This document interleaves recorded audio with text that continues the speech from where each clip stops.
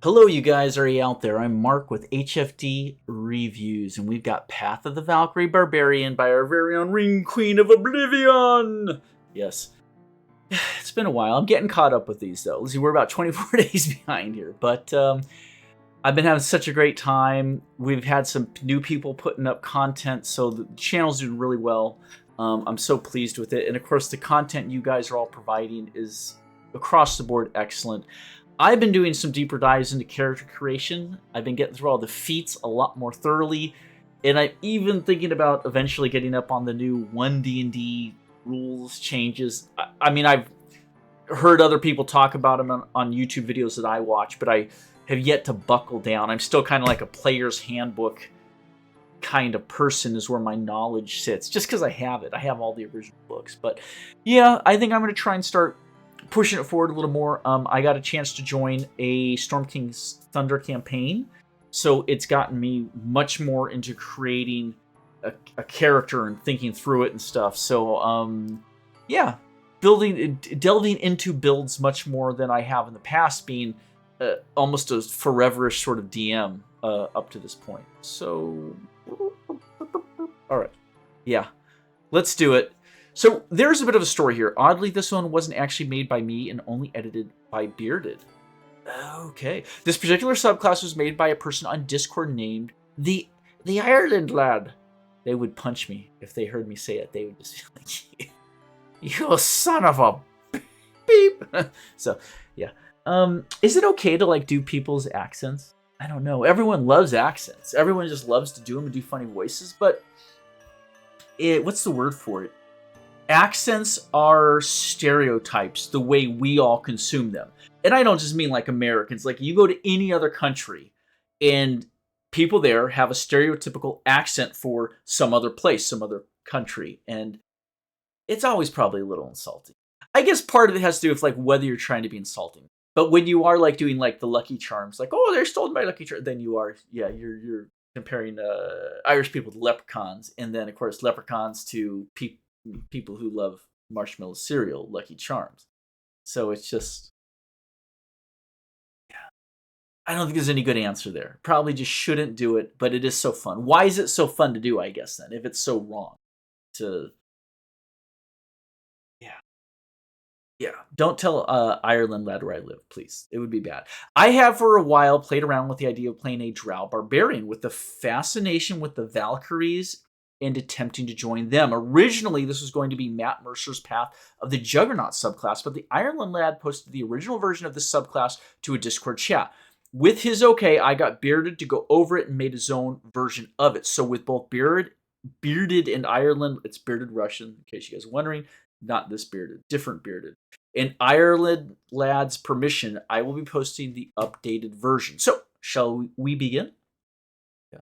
Barbarian Path of the Valkyrie. Angelic warriors of the gods who spread throughout the lands to slay and bring the souls of the fallen as gifts to their gods, and to let the weary and battered souls of the battlefields and war a chance at everlasting rest. Where zealots channel their devotion to strike with godly might, those who follow this path strive to become beacons of hope on the battlefield. While they are doubtlessly mighty warriors in their own right, their true strength lies in the ability to inspire others to live up to the greatness within themselves, providing hope and clarity. Restriction: females only. Sorry, whenever I see the word females, just because it's Reddit, I have to be like, females. There's one restriction to these heroes: females only. You better be a female if you're gonna play this subclass. As Valkyries are all female. Yeah.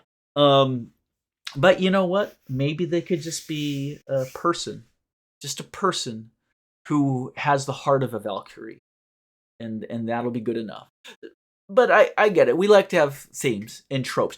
Why? Let's talk about, we've already talked about insulting Irish people because of their funny accents and how wrong that is. Don't do that. No more. Shame. Shame, shame.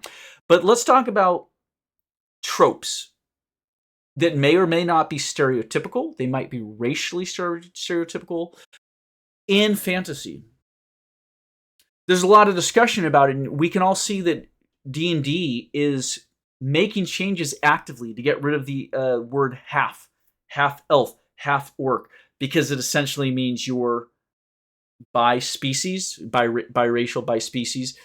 But there's a lot of pushback against that from people who are biracial, meaning I'm human on this side and human on this side. I'm 100% human, but that makes me half of this and half of that.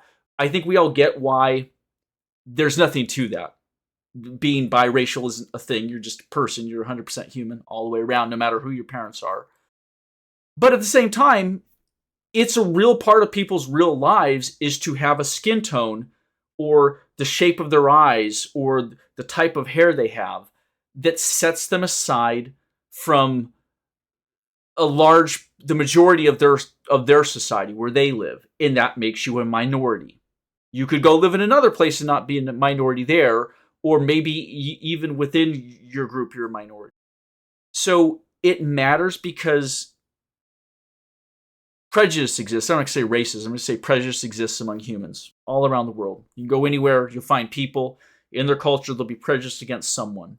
And someone who's the downtrodden in their society could be the uplifted in a society halfway around the globe somewhere else. But it's a real thing that people deal with. So let's just say that if you are a mixed person, IRL, it's a real part of your life that you can't escape. Your world and the people around you don't let you go through life without your mixedness being brought up, put in your face, in something that you have to deal with. Even though you didn't choose it, it's not your fault, and there's nothing you can do about it, objectively. But you got to deal with it. So where do you go? Because I think people who are mixed, air quotes here, go, listen, my mother is this, my father is this, and I'm okay with that. That's a real thing for me. So don't make it seem like it's not okay to be half of something, because it is okay. I don't know what the right answer is. But within the fantasy world, we develop tropes like that a half-orc is stupid and strong because it allows us to make assumptions about what the character's supposed to be. For instance, if there's a dwarf, or we'll say a dwarve, D-R-A-V-E, a dwarve, not a dwarf, because dwarves are real human people who are just humans, just have some different genetics, that are different than me or someone else. Because all of our genetics are different. Surprise. But we know when someone is a dwarf, they're going to be a certain way. We are relying on the trope to help us tell the story, right? Just like when I want to say that there's a unicorn, I don't sit there and say, you see a majestic horse with a horn sticking out of its forehead. Just the one. I'll call it a one-horn horse. And it's like, no, it's a unicorn. We know what a unicorn is. We want you to say unicorn because it allows us to know what it is. It allows us to know that innately they're majestic, seclusive animals that are about purity and all this stuff. So the one word unicorn tells us so much about the fantasy creature that's being described, or the fantasy person. So for a drow, well, it's a shame that a drow has dark skin and is evil. I think what would be way better off is keeping the name drow and maybe associating it with their major cities are predominantly lawfully evil.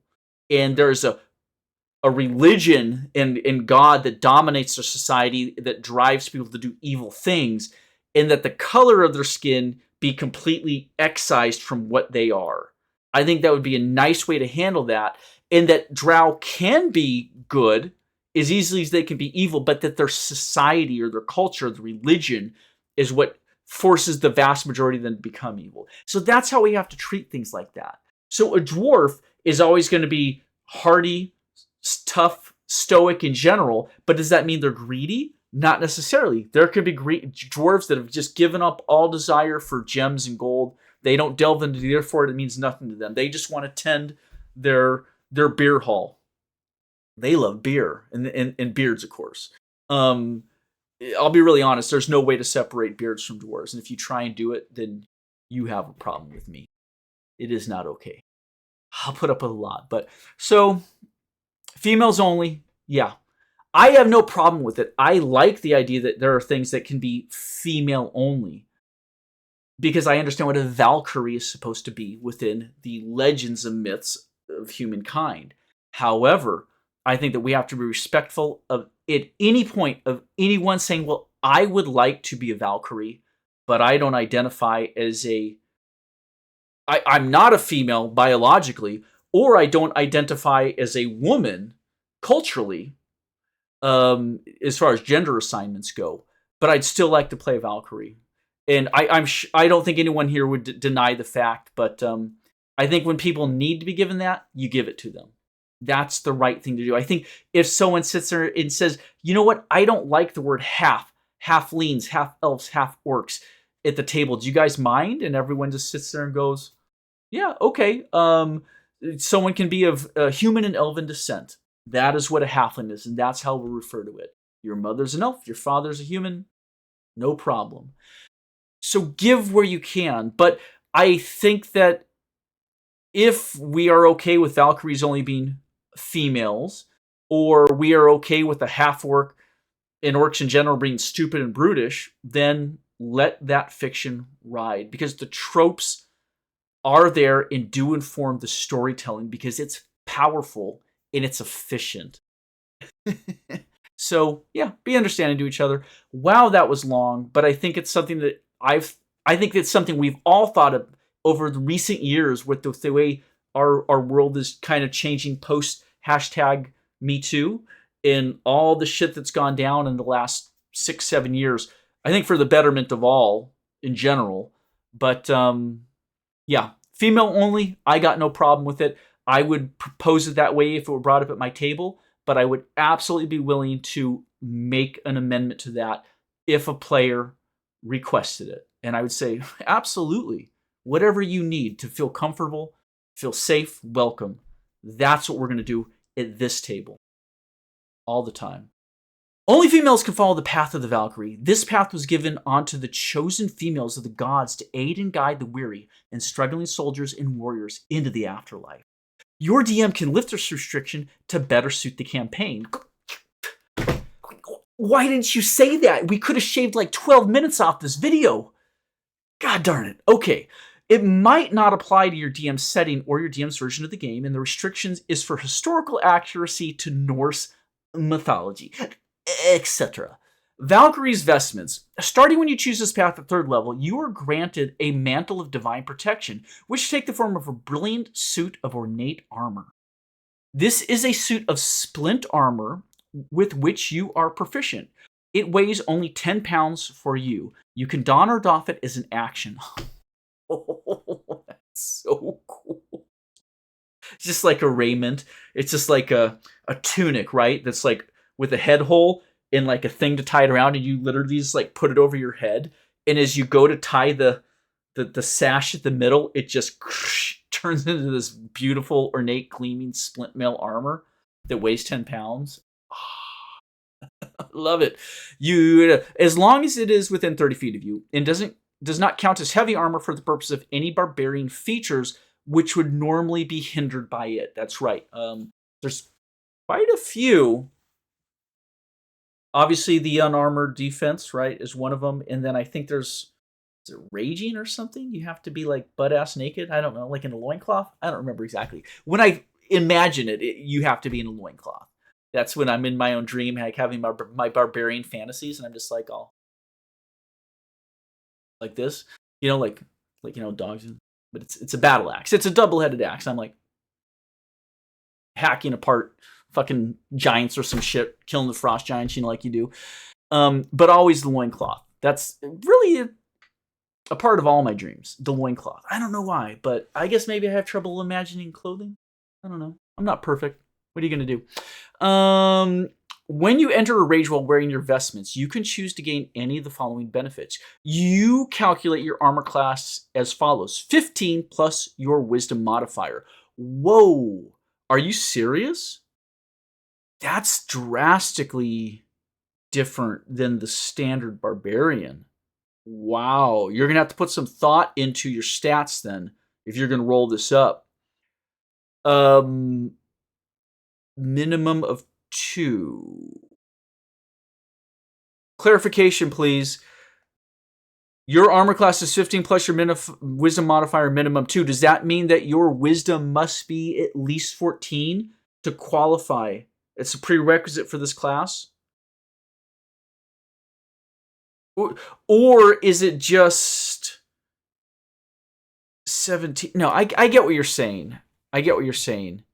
So even if you have a wisdom modifier of -1, you will have an armor class of 15. That's what you're saying. Is that you can have deceased female Valkyries. Wait, are they actually Valkyries here? No, it's a path. It is a path. You're not dead. But you don't have to have a good wisdom modifier. Okay.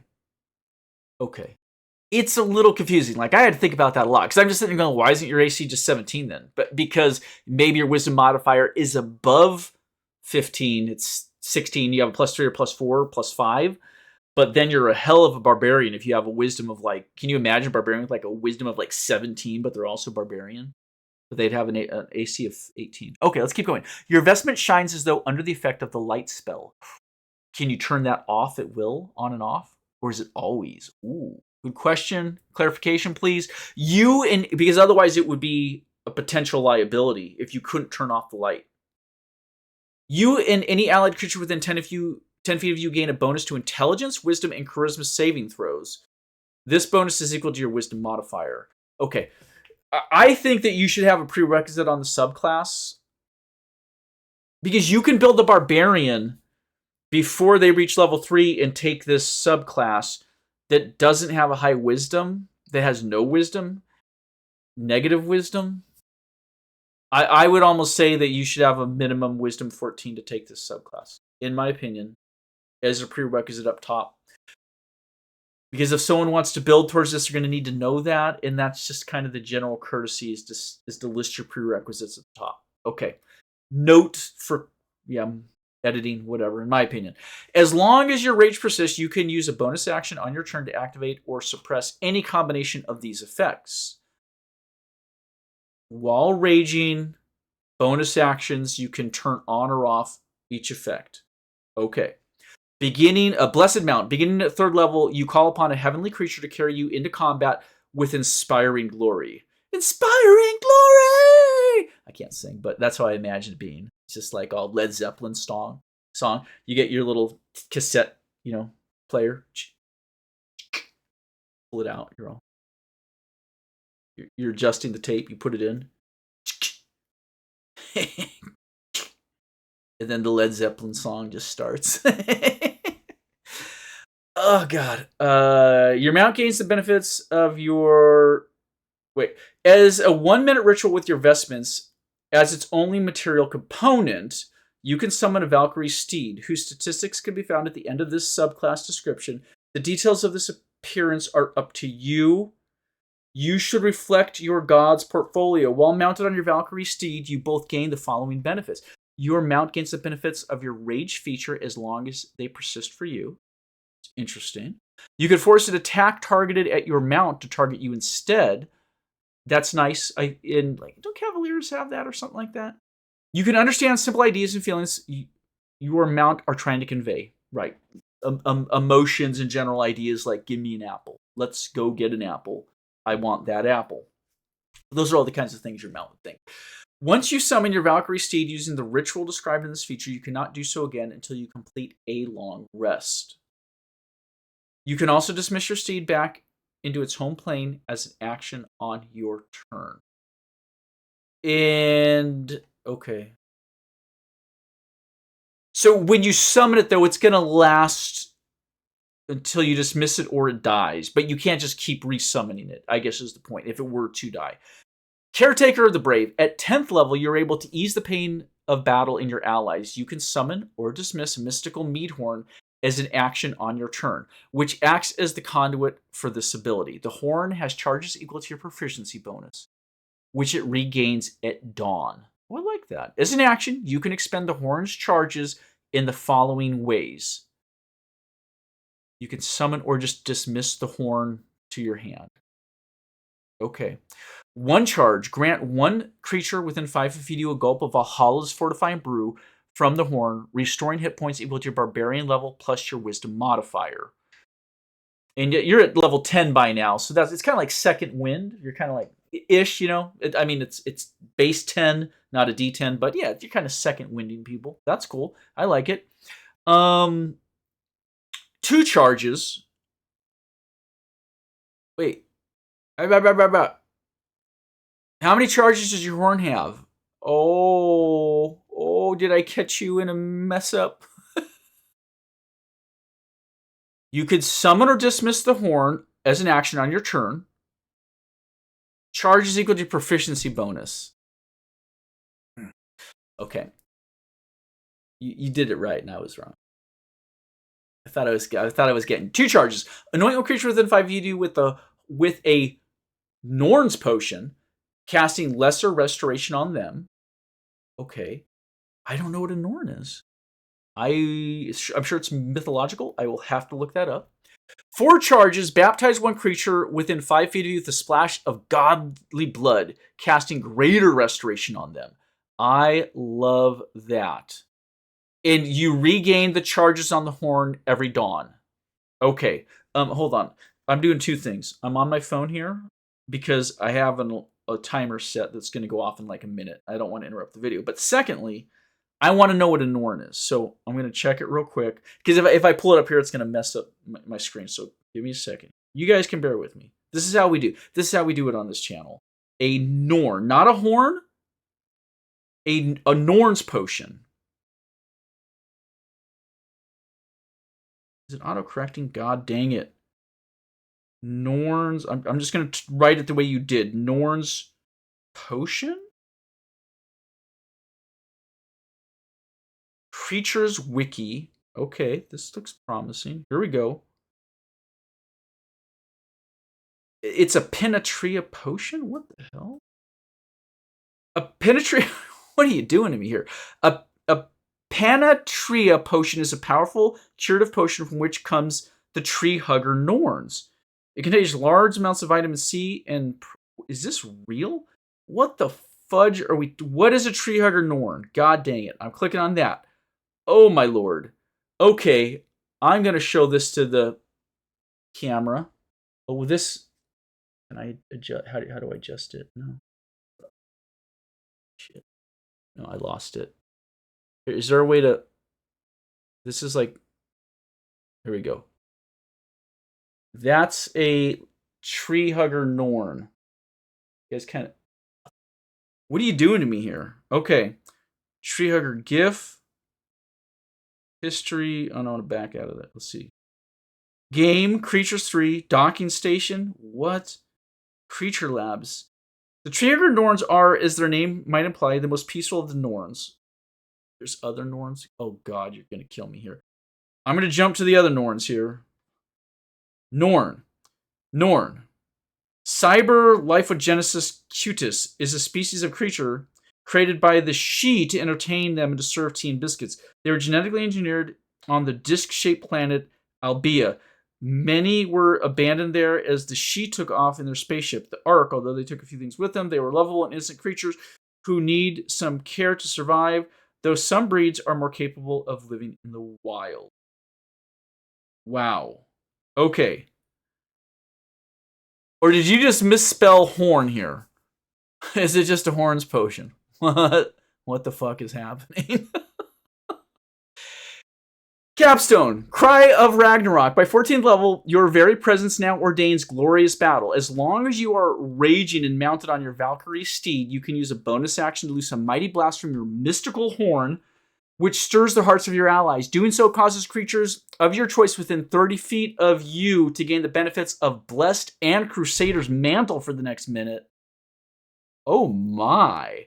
These benefits end early if you are killed or no longer conscious. However, because it is coming through your rage, it is not a spell, so you cannot, it doesn't require concentration. So as long as you're raging and aren't knocked out, you're going to keep that going. That's very powerful. To gain the benefits, do they have to stay within 30 feet of you? or only initially to gain the benefit? Question mark. 30 feet to gain these benefits. Benefits. Once you use this ability, you cannot do so again until you finish a long rest. Yeah, I mean, I like that. You're definitely limiting it to once a day because it is a big, beefy AoE group buff. There's no limit on that. You could truly hit a whole squadron of soldiers with that. Within 30 feet, that's 60 feet across, 60 feet, radius. Not radius, diameter. Sorry, a big circle, okay?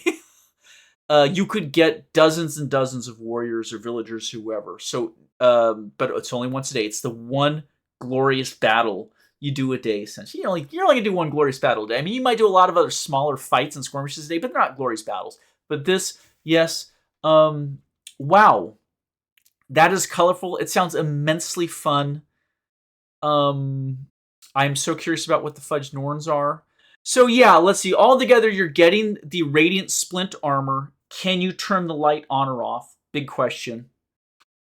You're basing this Barbarian off of Wisdom, so I would recommend the prerequisite Wisdom to get the most out of the subclass. You've got a sweet-ass Blessed Mount that essentially can ride and fight along with you and will essentially last till you dismiss it or it gets whacked until you can summon it the next day. You've got the horn you can summon that's going to recharge at each dawn. It just gives you some general healing, right? I mean, yeah, it's kind of like medical barbarian. And then finally, the Cry of Ragnarok. I love it. Let's take a quick look at the Valkyrie Steed, and then we will be done with another 30-minute video. Aren't they all? We talked about so much today. The Valkyrie Steed, large celestial, identical to yours. Oh, alignment. I'd put alignment in there. Yeah, please. Armor class 8 plus your PB plus your Wisdom mod. Boilerplate on that. Well, not boilerplate. That's not boilerplate. That's a unique way to calculate armor class for a steed. But yeah, it's going to be coming in at 12 to 15 in that range. 20 average hit points, so that's going to be 5 plus 5 times your Barbarian level. Nice. I like that initial plus 5, just so it's not going to go down in a single shot for a low level. Although you're not going to get this to level 3, so 20 is where you start. Oh, yeah. Yeah, I mean, it's not tough, but it's not going to just insta-die underneath you there. And of course, you can always take the hit meant for it to yourself, which is a nice touch. You're much more durable than your Valkyrie Steed. Speed 40. I could see that even being a little faster. Isn't that sort of what a regular riding horse would be? Is 40? Where the heck are the animals? Hold on. Bear with me. I'm in the player's handbook, guys. Jumping back to Appendix D. Do we not have a horse in it? Is it not? There. Dungeon Master's Guide. Jumping. No, not Dungeon. Monster Man. I have too many books on the desk now because I am hoarding a lot of them. Hold on. I'm looking this up because I think it matters. I think that you could make a Celestial Valkyrie Steed faster than a regular horse. Dang, I'm not seeing it here either. What am I missing, you guys? Is it under Warhorse? What am I missing here? Just trying to... Oh, riding horse. Here we go. Oh, no. Riding horse is coming in at 60 feet. I know... Oh, okay, so it doesn't need to be faster, but I think that should be 60 feet. What do we got for Warhorse? Let's check Warhorse real quick. Maybe I'm talking out of my ass. Warhorse is at 60 feet. I don't think it makes any sense for your level freaking 10 Barbarian or 6 Barbarian or 14 Barbarian to be riding around on a horse that is literally going to be slower than everyone else's horse. So I'm glad I caught that. I think you guys will agree with me. This should be 60. There's no reason your party should put up with you riding a superior horse that only has a movement of 40 when their movement is 60. So get that to 60. It doesn't have to be faster. I just thought 40 was a little slow, and I was right. All right, we got, plus 3 on strength, plus 2 on con, a little bit of wisdom just to represent that animal self-preservation thing. Into 5 so it can communicate some decent ideas and have some thoughts of its own, although it can't speak, but you can sense what it wants. its motivations, its fears. Saving throw is on strength. I like that. Your PB, which is proficiency bonus +4, and Constitution proficiency bonus +2. Nice saves. Those are reasonable. Yeah, okay, it could come up. Damage resistance to radiant and necrotic, and immune to poison. Also immune to charmed and frightened. That's very helpful. It keeps that animal steady under you while you're riding into combat. That makes a lot of sense. It's not going to blanch at a dragon's frightening presence, so really helps out. This is definitely something a warrior from Valhalla or Yasgard would. Is that Yasgard? It would ride into battle. Would be this Valkyrie Steed. Immune to fear. Action: Celestial Charge. The steed hurls itself forward, empowered by your presence, moving 40 feet in a straight line. This movement provokes attacks of opportunity as normal. Any hostile creature whose space it would pass through must make a DC 11 plus your proficiency bonus strength save, throw, or take XD8, where X is equal to your proficiency bonus, bludgeoning damage, and be knocked prone. Creatures that succeed the save take half damage and are not knocked prone. That's pretty standard, but yeah, write them down. I would make that 60 feet also. Yeah. As you're going by, the movement provokes attacks of opportunity as normal. That's the trade-off, because you're sitting there going, there's no limit to the number of uses, so I can go 40 feet, or 60 feet, but the idea is you're riding down your enemies or riding through them. They're going to be making those opportunity attacks, so it's a straight-up trade-off. You're dealing damage, but allowing the enemy to deal damage back. I think that's fair. I don't think it's overdone, but I do think this needs to be moved to 40 feet, or to 60 feet. I think, I understand completely that you didn't crack open and look at a riding horse and a war horse, but they're both 60 feet. It's got to be 60 feet. Okay, natural weapon, +3 plus your proficiency bonus on its +2 attack. 10-foot reach. That's significant. That's really long legs, but okay. I would put the caveat, though, that you can't strike over an ally. It's not like a pole arm. That horse isn't going to rear up and paw over your 6-foot fighter in front of you. So I know I'm overthinking it, but it's very powerful to give a mount a 10-foot reach. It just is. That's significant. Yeah, maybe I'm overthinking it. Maybe it can attack through your allies or whatever as opposed to over them. Okay. But it's going to do 1d10 +3 plus your wisdom modifier piercing damage. It's getting a little crunchy there with the numbers. One thing I'm having read through the whole subclass and the mount, there is a lot of take this, add this in a lot of places. It's nothing the player can't handle, especially when I'm sure they've been planning on the subclass for freaking weeks on end to get the level 3 and choose it. So I don't think it's overly done, but it represents the information you've provided getting slightly more number crunchy than is typical of what 5th edition D&D tries to put forward. So I don't think it's broken, but maybe you could smooth over that a touch. Yeah, whatever. I love it. I think the theme's all there. Very solid. I think the fun is there. Yes. Power.